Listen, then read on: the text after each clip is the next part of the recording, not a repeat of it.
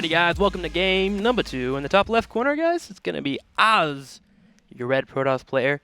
Used to be a really strong PvP player, was a PvP sniper actually, I believe, for FXO, if I remember correctly. I think you were mentioning that. In the bottom right corner, it's going to be NsHoSeo's very own Brave. So, we should have a nice little matchup for us on Ohana. Yeah, it's kind of crazy for me casting Oz now, and he is FX. He's not FXOZ anymore. Yeah, it's Fnatic. Yeah, it's a little interesting. By the way, we'll get the game sounds on for you guys there in a second and jump on into this. So, it's Ohana, it's PvP. Yeah. What can we say about this game? PvP, man.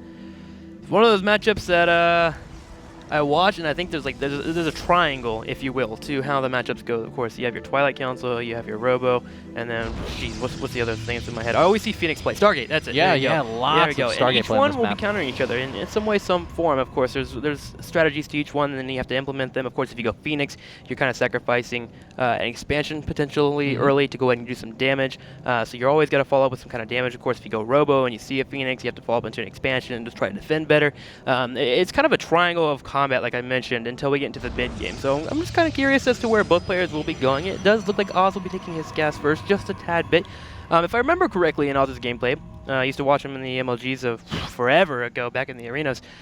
He really loved to go for a quicker gas, try and get out that warp gate technology, and then whatever type of tech he wanted to follow up to. And this kind of is a little bit indicative of that, just a few seconds earlier, but that's the way he likes to go.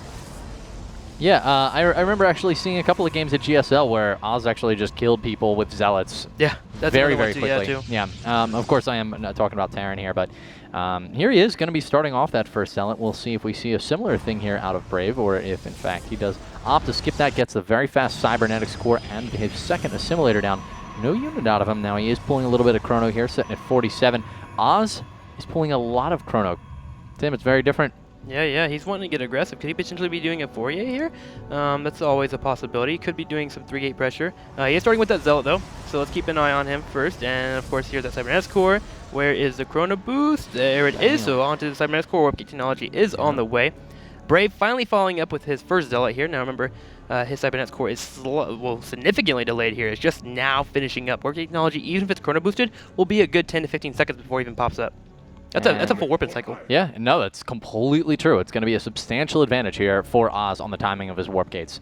But looking from Brave's perspective right now, he has yet to throw down a robotics facility, which would be very advantageous for him to be able to get a couple of Immortals, or to go for a second gateway. That's even more hard counter to what Oz is currently doing, which we see 2 gateways going down the back. This could actually just be a very, very fast 3-gate build. Brave getting a full scout right now of those gateways, of the timing of... Well, not too much, actually. He's not going to know how far ahead this Cyber Core is, and his probe was so late.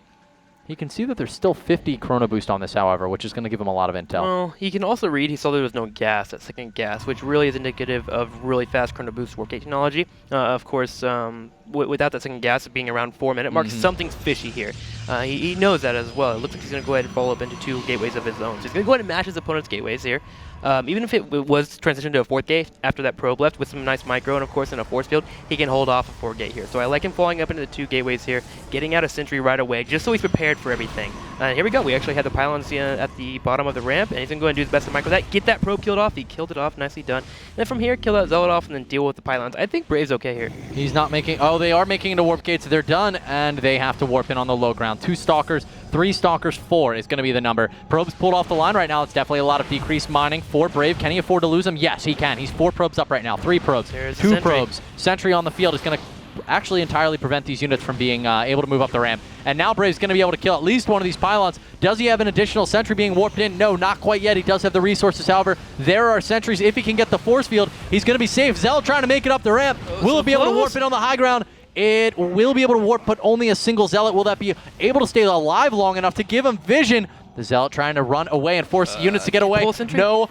And he manages to replenish the force field at the last second. Okay, so Brave is playing this pretty brilliantly. First off, he chased that Zealot away, so you couldn't warp it in. And 2, he followed up with the force field to pull back. I was really scared there. I was counting that timer on that force field. Like, oh my god, he's going to miss the opportunity. But he does nail it here. He's going to go ahead and kill off both pylons. And suddenly, we have supply blocked, and we have him. Oh, here we go.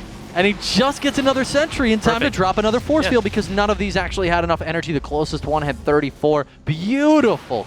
flawless play here out of Brave. Now, we did lose some probes here, so effectively, in terms of economy, the game is a little bit similar here. I wouldn't mind seeing Oz go ahead and move into an expansion, if he keeps the pressure up, that is. He has a bit of a soft contain here. It's really hard to walk down a ramp, of course, into a Zealot and a few Stalkers. Ooh, falling straight up into... Oh, he did show for a second a Stargate there, but went ahead and pulled back on it? Oh. And now he's going to opt for the Twilight Council instead. Okay, so Brave has continued probe production now. He has jumped up 3 probes in the last few seconds, 15 to 20 seconds, whatever you want to say, however long it takes to build them. And he's moving into his own Twilight Council here. So it looks like Blink on Blink will be the possibility for our players here. And that's going to allow for a little bit of micro in the middle of the map, but I think we'll be getting expansion pretty soon. And look at that hallucination. Brave wants to get an idea of what exactly Oz is going for. Since he has no Robo, this is the only way to do it. Yeah, and he'll also be able to use hallucination to create Phoenix so that he can blink onto the high ground, which is going to be very, very valuable. But with Oz going for the same tech here and not really being economically behind it all, I mean, both these guys are, let's take a look. The income is very, very close to the gas as well. So we can call their incomes relatively the same. Now, looking at the Stalker counts, we see 8-3. Oz is substantially ahead in that department. So Brave, you know, if he decides to blink into the main, go for a big attack, Oz is going to be able to match him Stalker for Stalker with ease. He's going to have a significant advantage in that department. Overall, I'm liking Oz's position right now with, you know, just the greater Stalker count. I think he does as well. He's making sure nothing fishy is going on. You see him moving across the middle of the map there. He had units going in every single direction, just making sure that there was no probes or no pylons going down. I actually think he saw that pylon. Yes, he did see that. Oh, that's Oz's pylon. So Brave is actually going to lose a Stalker here, and that's actually kind of big. He was like, oh, that's dead. I'm not even going to micro it. And so Oz, again, is gearing up for another aggressive push. The thing is, Brave will have his own blink as well. Hopefully, he can micro a little bit accordingly here. We'll see how it goes down in terms of how aggressive Oz is going to be, but he does have some potential here to do some damage. Look at Oz realizing that this is going on, by the way. Is not going to allow these to come up. We'll see if he can, well, he gets the shields off the Zealot for now. Oz is continuing to reinforce this, but he doesn't have a close point here to reinforce. Blink is just finished for Oz. Get ready for the fight. Oh man, there's way too many Stalkers here. So like in the sentries, of course, that's a nice force field there. Now, of course, he can't blink. Ooh, he's got some units coming from the top right corner. That's always nice to have a little bit of flank coming here and try and step out some sentries. But with the Guardian Shield here, makes it way better for Brave to engage. Awesome play here. And look at this. He's going to have another warp in from behind. Oz is going to keep reinforcing, but I think, again, Brave has this, man. And the supply looks pretty similar, but he has a high rep advantage. He's constantly keeping control of it. Yeah, what Oz actually needs to do here is just get inside the Guardian Shield. Blink his entire army in. He's got a 6 Stalker advantage. These sentries are their damage is going to be negligible. So if he can just fight these heads up with Guardian Shield not being a factor, he can actually kill Brave. But as things are going, and now he's lost a lot of health on these Stalkers as well, so it's going to be much closer after that first fight where he let Guardian Shield be a factor. Speaking of that, I would like Brave to go and get a couple of Zealots in. That way he can put him next to his Stalkers, so if there is that massive blink and he still has a lot of DPS coming from the Zealots on top of those Stalkers, that's always something nice to do. Put 1 or 2 or 3 Zealots in there, and that actually prevents your opponent from just blinking straight up on top of you. But nonetheless, we have a bit of a standstill here. Both players just kind of filling each other out. Oz wants to be aggressive, but it's really hard to do so. And look at that, Brave somehow getting a Zealot in there to scout everything's going on. He knows that his opponent has not expanded here, and he's going to go ahead and follow up into a Robo there. I like that read, of course. It's always great against Stalkers. We were waiting for a blink and then a follow-up. We'll see if it happens. Oz, no, he's just going to fight, and he's going to continue the blink micro backwards. But Tim, I'm agreeing with you. I think the Guardian Shield is too much of a factor for Oz to be able to continually engage in that fashion. Yeah, especially going up a ramp as well. He essentially has, what, 10, 11 Stalkers, shooting 2 Stalkers that are trying to pop up, and then you have the side on the few Stalkers on the side trying to get a little bit of damage in. It's just a really bad situation for Oz, and he just keeps trying. I really wouldn't mind for him to go ahead and move into an expansion. I know we're 12, 13 minutes into the game, but... oh, snap! Dang, well, man. in some ways I see that as Oz's opportunity to fight now because he actually had Blink. If he had stood there and fought that, Guardian Shield's not a factor, and he has Blink available to micro damage Stalkers back for the entire fight, whereas Brave would have had no Blink for that.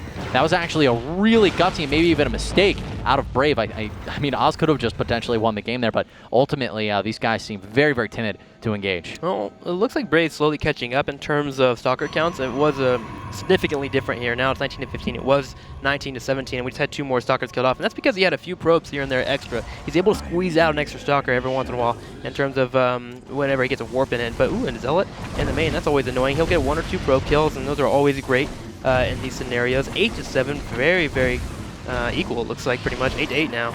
And I want to know what Brave's going for. He's followed into that Robo. He's got Immortals now. Is he going to go for a really strong aggressive attack on the natural because he does have a pylon in the natural? Or is he wanting to expand? And everything's kind of pointing to he wants to get aggressive, man. He's waiting for these Immortals to pop out. He's getting them Chrono boosted, gets 1, 2, maybe even a third one, and just moves out, waits for his opponent to expand. Yeah, Brave's going to be able to do that because he has 4 gateways, whereas Oz only has 3. And so this Immortal is going to be able to get onto the field, and it's going to mean 2. Brave will then cross the map, and he can, he's going to actually be warping in 4 Zealots at home. Oz is not going to be able to match this easily at all. And in fact, you're completely right. Yeah, he just warped in down here at the bottom base, so no warp-ins available for Oz right now. Well, he's going to go ahead and move on in. He's put 2 Zealots on one side of the middle line, 2 on the other here. And here we go. Going to go ahead and engage some probes. It didn't even work. Potentially might be going down. There we go. Some Stalkers do pop in and try and kill off one Stalker if possible, or at least put some damage here. But for the most part, Oz is doing a good job. Yeah, he's doing a good job of defending this, actually. But one Zealot actually is still in the mineral line. It's getting a few kills. At the same time, we do have Oz poised outside of this natural. It looks like he's just going to go for it. Yeah, he's waiting to make his move, but now there's 2 Immortals here. Yeah. And you know what? Oz is realizing it, and he's got a GG. Well, Brave played a really good defensive game overall in that game. He was just really on top of everything. Of course, he got the sentries out on perfect timing to defend against that aggression that was coming. Because that 3-gate aggression comes way earlier than a 4-gate aggression. It's like, what, 30, 40 seconds, a little bit quicker. Because that, first off, that warp technology comes out really quick, as we just saw from Oz. And then 2, you don't have a 4th gate they have to deal with. It's another 150 minerals you have to squeeze out. So overall, Brave was very precise with his timings in terms of defending that, and also making sure no Zealot allowed or a probe to even get any high ground sight so he could warp anything in. Yeah, it was extremely impressive stuff. Guys, we're going to cut to another quick break. Now things are looking pretty interesting. After Oz lost that one, we've got NsHoSeo currently leading 2-0. Yeah, was not expecting that. So we'll go ahead and get ready for game number 3, and we'll try to come back with a question for you guys.